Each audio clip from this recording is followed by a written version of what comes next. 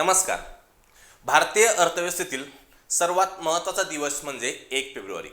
या दिवशी अर्थमंत्री संसदेमध्ये देशाचा अर्थसंकल्प सादर करतात.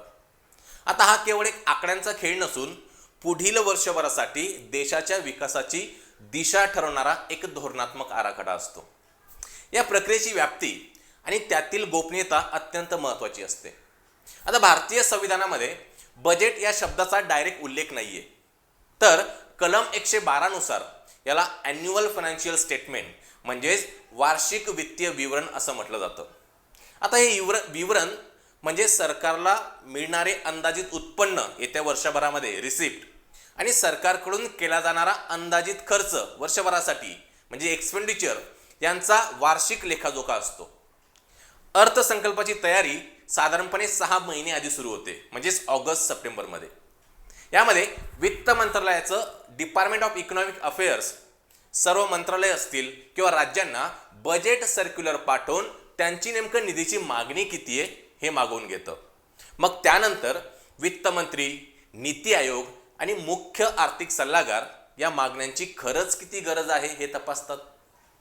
त्यानंतर अर्थसंकल्पाच्या प्रिंटिंग पूर्वी वित्त मंत्रालयामध्ये हलवा सोहळा साजरा केला जातो. यानंतर यामध्ये संबंधित जे अधिकारी असतील त्यांना नॉर्थ ब्लॉकच्या एका रूममध्ये पूर्णपणे बाह्य जगापासून विलग केलं जातं जोपर्यंत बजेट प्रेझेंट केला जात नाहीये. कोणताही अर्थसंकल्प 2 भागात विभागलेला बघायला मिळतो. पहिलं म्हणजे महसूल खाते, ज्याला आपण रिव्हेन्यू अकाउंट असं म्हणतो. मग यामध्ये कर, ज्यामध्ये GST, इन्कम टॅक्स आणि बिगर कर उत्पन्नाचा समावेश होतो. यातील खर्चामध्ये पगार, पेन्शन आणि व्याजाचा समावेश असतो. दुसरी बाजू म्हणजे भांडवली खाते, ज्याला आपण कॅपिटल अकाउंट देखील म्हणू शकतो. यात कर्ज उभारणी आणि पायाभूत सुविधांवरील खर्चाचा समावेश होतो. मग त्यामध्ये रेल्वे, रस्ते आणि ऊर्जा यांचा खर्च येतो. आता भांडवली खर्च वाढणं हे दीर्घकालीन प्रगतीचं लक्षण मानलं गेलेलं आहे. भारताच्या अर्थसंकल्प मांडणीमध्ये आपल्याला वेळोवेळी काही ऐतिहासिक बदल करण्यात आलेले आहेत असं समजतं. पहिला बदल म्हणजे वेळेतील बदल. 1999 पर्यंत अर्थसंकल्प संध्याकाळी 5 वाजता सादर केला जात असे.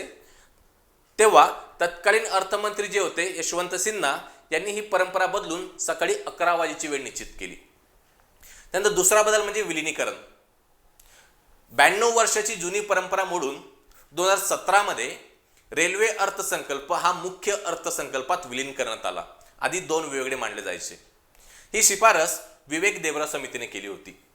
त्यानंतर सर्वाधिक वेळा सादरीकरण, म्हणजेच भारताच्या इतिहासात सर्वाधिक वेळा म्हणजेच 10 वेळा अर्थसंकल्प सादर करण्याचा विक्रम हा मोरारजी देसाई यांच्या नावावर आहे.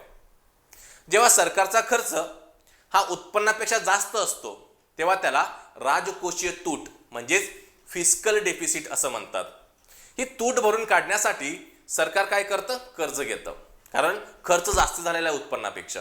ही तूट नियंत्रित ठेवणे हे देशाच्या आर्थिक आरोग्यासाठी अत्यंत आवश्यक असतं. काळाच्या ओघात अर्थसंकल्पाचे स्वरूपही बदललेले, म्हणजेच 2011-12 पासून भारताने पेपरलेस बजेटची सुरुवात केलेली आहे.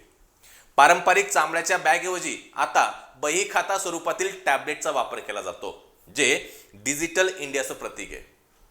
त्यामुळे मित्रांनो, अर्थसंकल्प हा केवळ संसदेतील एका दिवसाचं भाषण नाहीये, तर तो गेल्या 6 महिन्यांच्या कठोर विश्लेषणाचं आणि नियोजनाचं फलित आहे. यामध्ये देशाची महागाई, कररचना आणि एकूण आर्थिक स्थैर्य या डॉक्युमेंटवर अवलंबून असतं. त्यामुळे विकसित भारत या स्वप्नाच्या पूर्ततेसाठी अर्थसंकल्प हा एक महत्त्वपूर्ण टप्पा ठरतो किंवा पाया ठरतो.